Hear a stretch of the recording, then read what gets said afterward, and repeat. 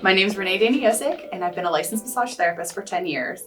I'm really excited to be opening this location. It's something that I've always wanted to do. I wanted to have a space for the community to come and relax and restore, and have a space for other massage therapists and body workers to be able to grow and just have an awesome space to be able to work in. So Rooted in Wellness is therapeutic massage with a focus on holistic health. The world today is so crazy, and I haven't seen anything that focuses on holistic health as much.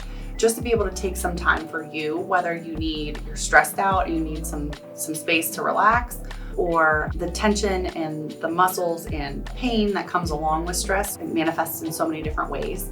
So I felt like this place would be a good option for the community. The Small Business Development Center has been super helpful in helping me nail down exactly what I needed to do to become successful and the steps that I needed to improve my business and take it as far as I've gotten so far. Opening this business has definitely been something that I've always wanted to do. I finally got the push when I've been working in Moon Township with other businesses, sharing a space with other therapists or renting a small room off of other businesses.